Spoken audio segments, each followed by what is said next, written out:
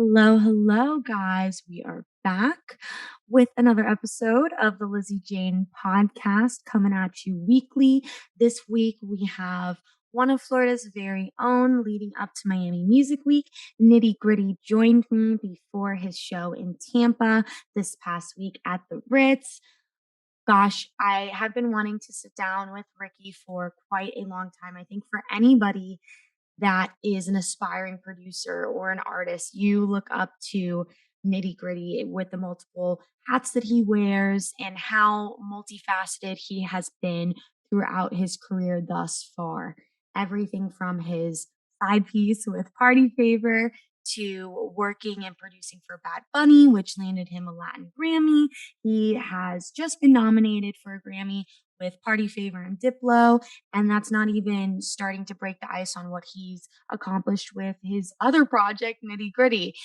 He comes from Miami, Florida. This project is definitely, as you'll see in the podcast, dedicated to, the people of Florida, and he's always just been one to really put on up and comers. Talk about everything ghost production, how he got started in his project, writing multiple genres, working with a management team, working with agents, split deals, and it's information packed. And we do have a special guest, another one of Florida's own, joining us at the very end. So you'll have to stay tuned to see who it is. Don't forget that this episode was brought to you by Vidaplur. If you are interested in advertising on the podcast, make sure you hit the email below and reach out to us. All of these episodes can be found ad-free only on my Patreon at www.patreon.com/thisisLizzyJane. I also have that linked below. I do one-on-one lessons. I do consultations. We have some really cool things that are developing over on the Patreon page. So make sure to go over and check that shit out. Last but not least, make sure to subscribe to my channel on YouTube. Follow us on Apple, Spotify, Google Podcast. It means the world. Without further ado, you are tuning in to my podcast with this week's guest, Nitti Gritti.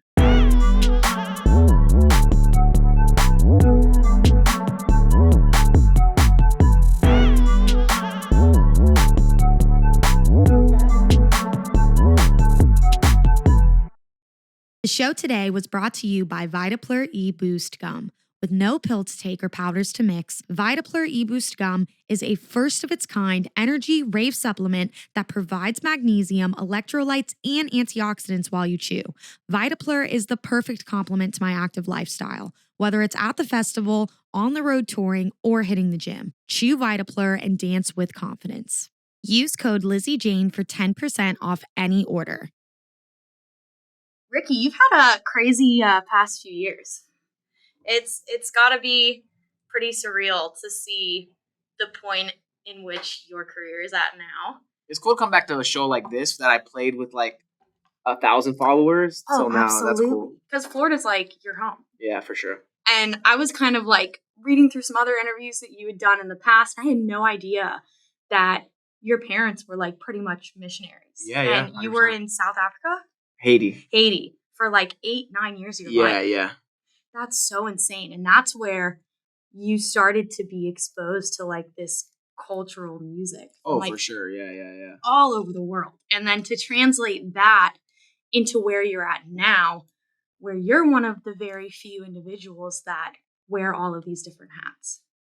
And what like did you get into at a certain age where you said, I'm just going to make music. Like, that's all I'm going to do. And I'm going to make whatever the hell I want to make.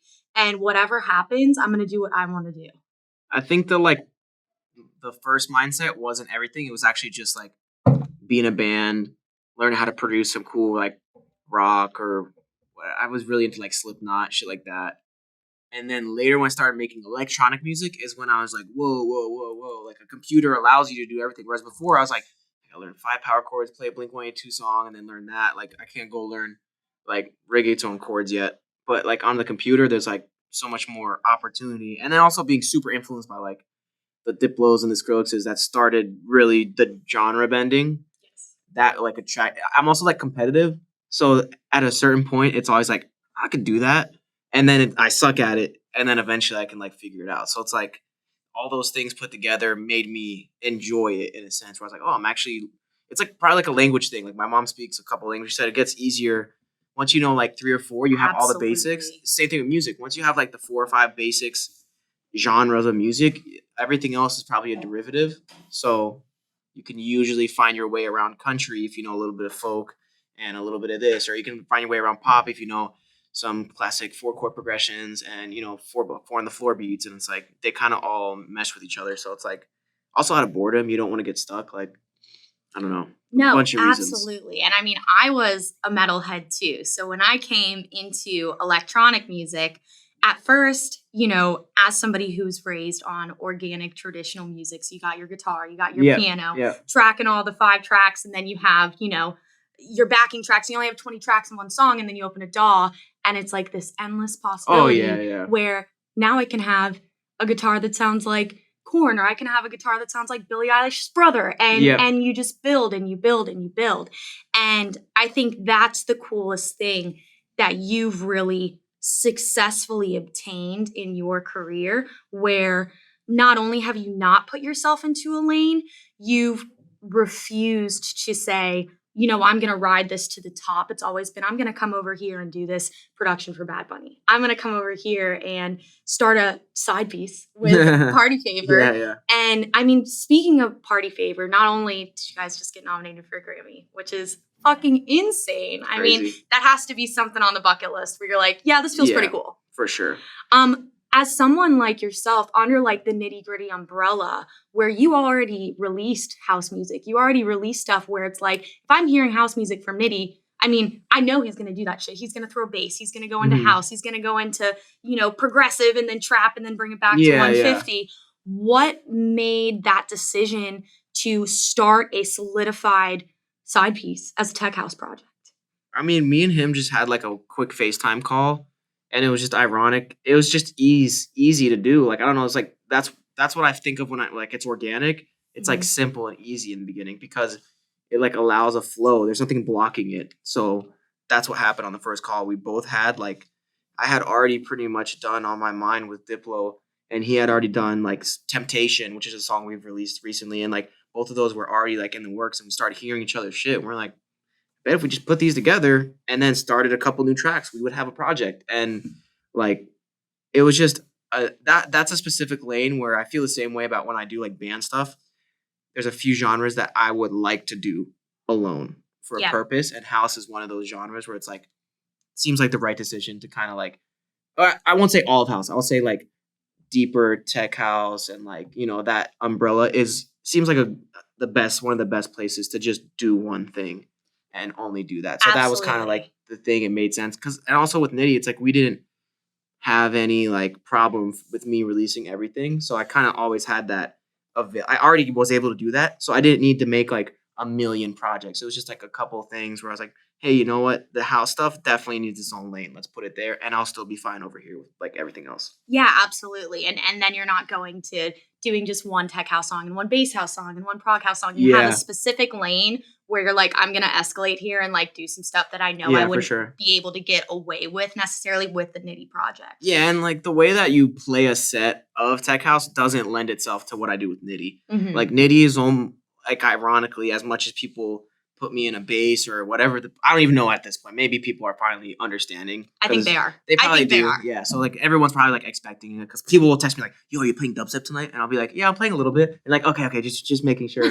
But like house doesn't lend itself. Like house really is you're building trust with the crowd for an hour, 2 hours, 3 hours, 4 hours, and you get rewarded it's a very slow pace, and I love it because it's like the difference between like golf and like basketball. Like you're scoring points all the time, or you're spending 8 strokes to get, you know, 1 hole. So it's like journey. Yeah, it's a journey, and I like the difference. It makes me appreciate both.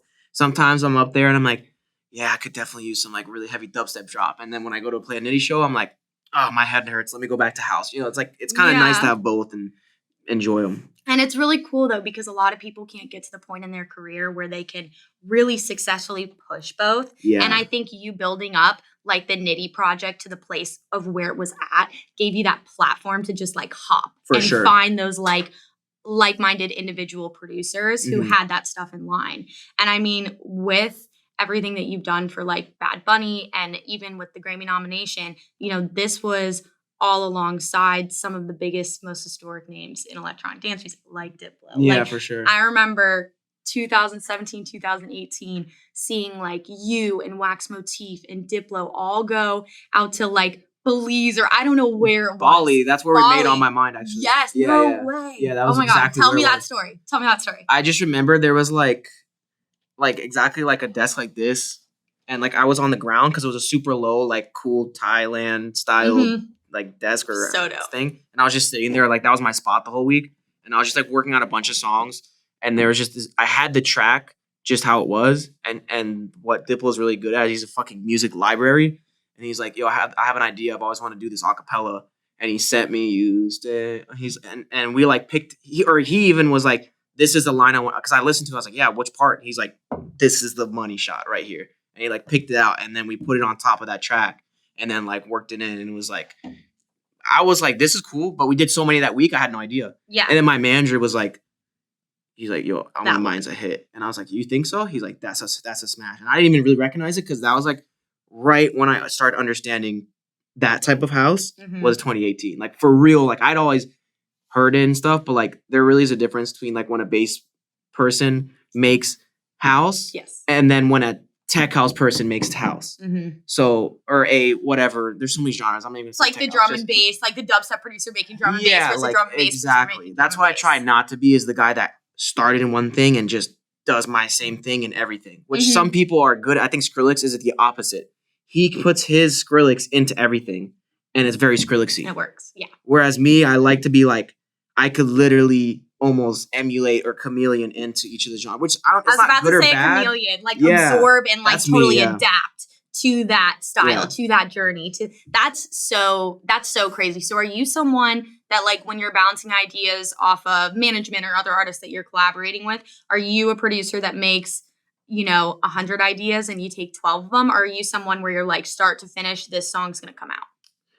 It's gone both ways. Okay. I think at the beginning I was pretty like confident I could like start a song and finish it. Even stuff where like I get inspired by like other people and I'm like, yo, let's make this track. I know it's gonna crush. Like this is the one for us. And I'm like happy about that. Then I'll send to them. And other times I'll send them like 3 tracks. I'm like, yo, I don't really know. Just pick one. Yeah. And then it's just for me. I've really done everything. I've made so much shit at this point. I've done both sides of it, but it's probably more valuable to like learn how to do both. Sometimes you have the vision and then sometimes you got to like make 30 and pick 10. Absolutely. So they're both important roles of learning how to like create, I think. Definitely. And when you started with Nitti Gritti, you were a resident DJ in Miami too, right? I was never really a resident. I just took it really slow and just like open for people pretty much. Very similar. Absolutely. Yeah, definitely. And I mean, I think that most large acts were in those shoes at every point in time, at the beginning of their journey. They're playing the opening slot. They're playing the direct support slot. Absolutely. And did you know that Nitti Gritti was going to be more than a bass act?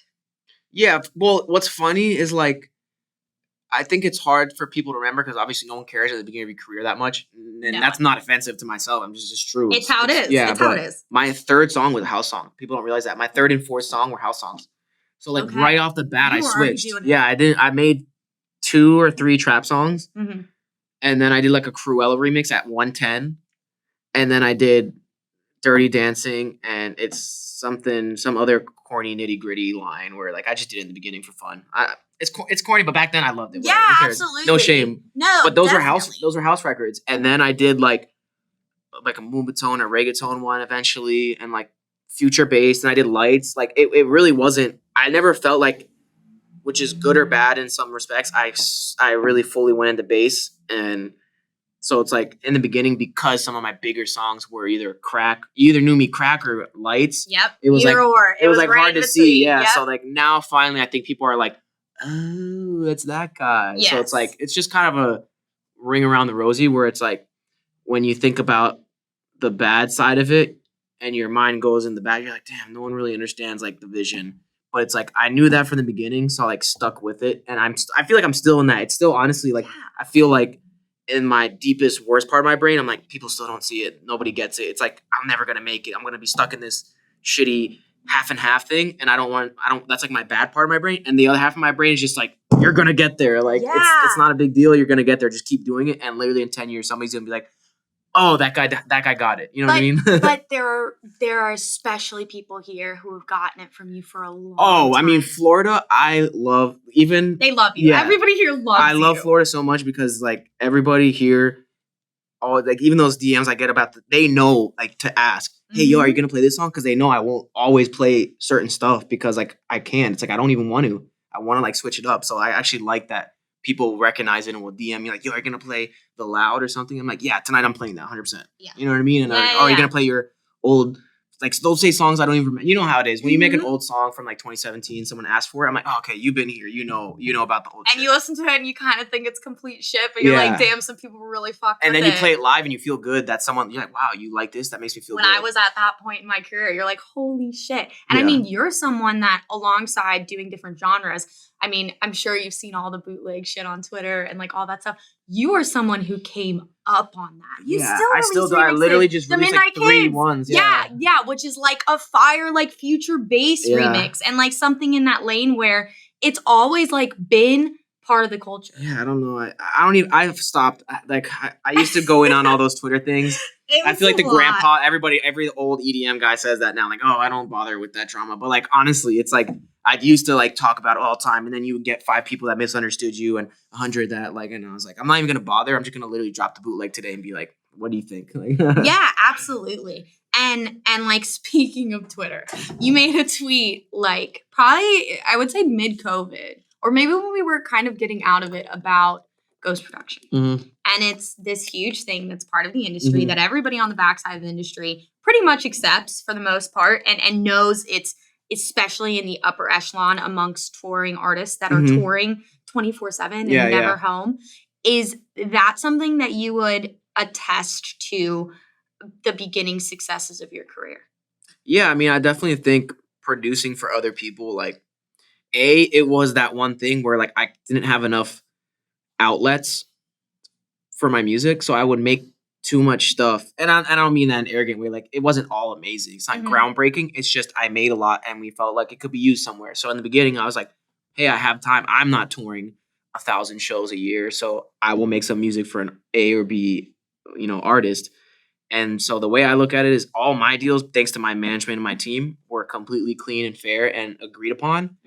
And that's up to the fans to decide whether they like or don't like that brand. And I have no problem with that because I was always treated fairly.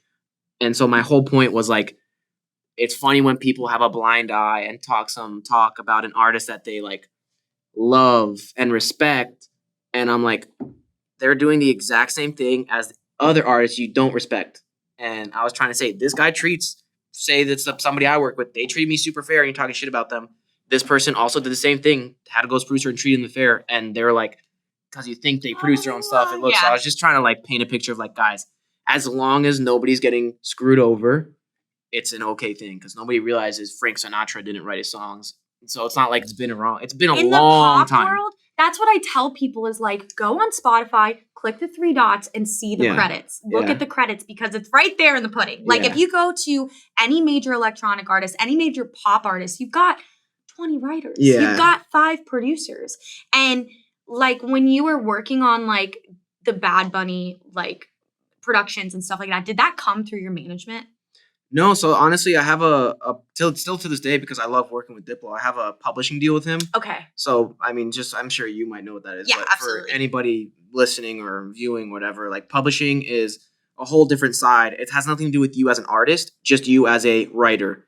So I write music and Diplo can then send it out to his connection. So it's basically like a funnel for my records to go through somebody with a bunch of great connections. And then one day I want to do the exact same thing. I've built all my connections.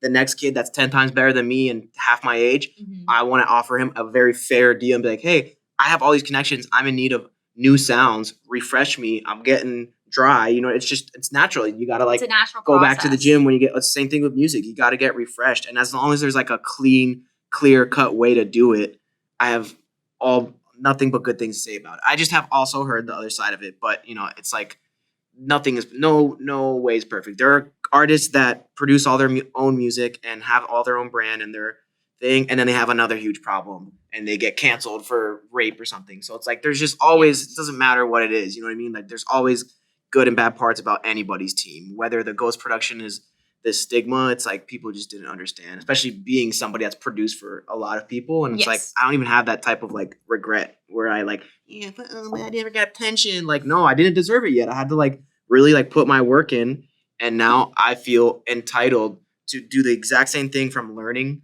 about how they did it the good way and never treat anybody badly, and just say, hey, like I have a lot of connections and you have a lot of music. And not that I don't have a lot of music, but it's kind of a teamwork thing. So yeah, that's absolutely the overall view for me on that. Well, and it's like the way that you're describing it, it's somewhat like paying it forward in a sense. Exactly. Where you're taking this like chain of events, and especially now there's so many just incredibly like boundary pushing artists that are coming up that at such a young age. Yep. Because it's so much bigger than what it used to be. Yeah. And you've got the internet and you've got these things that weren't there. Yeah, production in general. Yeah, just in general. And I mean, when you explain it that way, it sounds a hell of a lot better than the way that you view it from a general consumer point where they don't even know what a ghost producer is. Yeah, exactly. You're like, wait, they don't make their own music? What the fuck? And well, that's a funny thing is like most of Twitter I realize is like people that have either one foot in the industry or both, and they're mad about it because they might not have the same opportunity, which, you know, it sucks. Some people get more opportunities 100% than others. That's natural. That's life. It just depends. But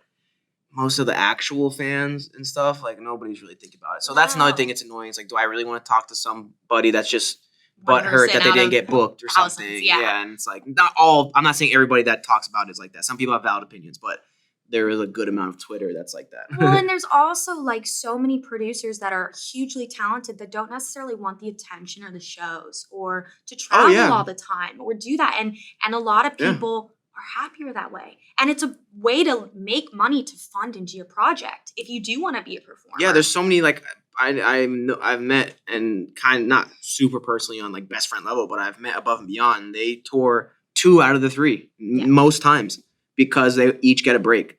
And then Willie from Barely Alive, he explained that like years ago. They'd done this since 2018, I think, like a while ago. That only he toured because he was like enjoyed it. Yes. And then like I think Matt stayed. Is it Matt is the other half of Barely Alive, I believe? Matt is the other half Barely Alive. I just had him on like a month or two ago. And he likes to just kind of like he's chilling at home. He's like, and he enjoys like a banker in New Jersey or some shit. Exactly. And just loved making music. And like that so works and all parties win. Yeah. And they both like it. That's what I like. It also has to be a thing where like someone like you who your mind is going with music all the time, or you're sitting down and you're making things that don't necessarily fit for Nitti Gritti or fit for Side Piece. Exactly. And, you know, it's something that I'm kind of going through currently where you want to feel like artistically fulfilled as an artist. Mm-hmm. And if you stay in this one lane, I get it. If you're just trying to be a DJ and start some mosh pits and like that's what you want to do and be a support act, do it. Make that 150 dubstep, do it well, put out the bangers. Yeah. But if you're like an artist and you make the same thing over and over and over again and you're like, wow, like my brain wants to do these other things. Yeah, you feel and I want to stuck. explore. Yeah, for sure. And it's like this mental self-sabotaging thing. Yeah. When you feel like you have to make the same thing over and over again, but your mind and like you're in your DAW and you're like, I want to write like indie electronic pop. Like I want to do that. So you found this like way within your projects as well as all of that other work to like stay artistically like satisfied. Yeah. And I mean, that has to be cool. Like that has to be a good little heartwarming feeling. Yeah, for sure. To know that, you know, your management isn't like, when's the next house song? When's the next song? I got to get a tech banger. Yeah, it's definitely like it has its battles because it comes to a point where like you want to like definitely be able to like please a crowd and please a fan base, but you want to be able to please yourself. So it's just a very delicate balance of like giving yourself enough, you know, of that and then giving the other side, because if you want to do it professionally and be out there, you do have to give and take. It's like very, very rare that people get to be 100% honest in their music, and people would even say that about like super honest artists, and then I bet you $1 million if you ask them in an interview, they're like, no, actually I want to do, like, it's very, very, very rare that they get to a point that it really is what they want to do. Even the Beyoncés and the Kanyes, like they do have to respond to a label like, hey, you can do your 10 gospel songs, but we need one banger. And he's like, all right, I got you. You know, like everybody has to have a balance. That happy medium. Yeah, exactly. So it's like, you know, it just depends on how far you're going to take it. Like for me, even with Nitti right now, I'm excited because I'm actually going into, for the first time, a somewhat of a funnel, and I want to do it on purpose. Actually, it's like I'm actually enjoying it, which is a lot more like mainstream, like almost pop, like dance, like fun party stuff, because I want to like fill a gap where I feel like the DJ Snakes and what Diplo I feel like used to be. There's like kind of like a gap, where I was like, man, I one of my favorite sets ever, and why I learned how to do what I do is watching Jack U and Snake. Well, Snake kind of still does it, but play their "Let Me Love You" into dubstep, into trap, and I was like, that's what kind of made me who I am. You've always played sets like that too, though, I where love you've them, jumped and you've jumped and you've jumped. And that's where like I used to tell me and my manager Paul used to be like, yep, we see that eventually. Let's release as much as you can and learn all the genres. That was the key. Like learn it first, and then we can decide like where the ones that we can like mix up and get into. And I came to the point where I was like, I actually want to be that, like it is. It can sound selfish, but I want to be in that big superstar main stage, crazy fireworks. Like that sounds amazing to me now. Well, that's how you do it. Is you follow that gap. Yeah, exactly. And it sounds like to me from like some of the music I finally created for other people, I was like, whoa, I'm actually getting good at songwriting, like for pop and other people. And I started, like liking it so much. I was like, I actually want, that's me being honest with myself, because it was the same thing with bass. It wasn't any different. I was like, I didn't originally like be like, oh, this is my core, to my bass and dubstep is my core. That wasn't me. I was like, whoa, this shit's dope. I want to learn how to make it. Yeah. And so every new genre does that. Same thing with house and side piece. I was like, wow, I really find a love for it. Let me do something. So it's kind of like me being honest with, like, I actually always loved having these like big mainstream, like I was really one of the only people playing like Britney Spears in their set at EDC, and people were like, what the hell is going on? But I'm like, yo, I don't care. I want to do it. Yeah. And I think that's what so many people in Florida like know you for, especially that other person sitting over there, Michael, is that like when you guys both play, it's like party. And like, you know, you're going to have fun. And it's like, you just established yourself at such a base where you didn't like reach this level and then you were like, okay, I want to like do this other genre. Yeah, for sure. It was this continuously built up thing that took a long time, and it's a longer journey. Yeah. And I'm sure like you still have those mental battles where you're like, do people still not fucking get it yet? Where you've done this for like a hot minute, but then there's this other side where everything that you've had to do up until this point was exactly what was needed. Yeah, it was all worth it. And even if some of them are mistakes and they could have been shorter or longer, depending on like timing and COVID, like we basically had a plan for what I'm doing now before. And it gave me time to actually like go make random shit that I've always just wanted. Like I made an entire I'd say like 2 feet, like kind of like electronic and rock together, but like not like heavy or anything, just like really like laid back, like cool rock, like cool.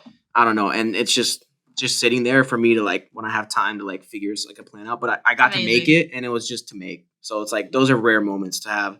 And then I'm back on the grind of like, all right, let's make some stuff that I can have that can, you know, be streamlined. Yeah, streamline it, and then now I had that fun, so I can like go back and forth, because that's the honest truth. Anybody I feel like is lying if they say they're like, oh, I only do exactly what I do at all times. It's really difficult to do that. You have to like do something to get to that point. Absolutely. You know what I mean? Where you can only do what you want. And then you realize, oh, I actually want to go back to playing bangers because it's fun. Yeah. You know what I mean? Yeah. Oh, absolutely. And then you miss it, and then you're like, oh, I want to do this stuff. I miss the bangers. I miss it. And to be able to cross that bridge is so dope. Well, like, you're going to kill your show in Tampa tonight. I appreciate that. We always love you when you come out here. Before you go, Michael, do you want to come pull your chair up here? Because I got to hear the story of y'all's song. That's what I need. God. We got 2 Florida legends. Michael, come pull up a chair. That's probably the last time I was super high was at the music video too. You have to be higher on Michael. I don't think there's anybody that's... No, he's not that bad. He's not a bad influence on me. But that day I was like, do it to me. Yeah. Oh, absolutely. Okay, so tell me about... So it was part of an AB release.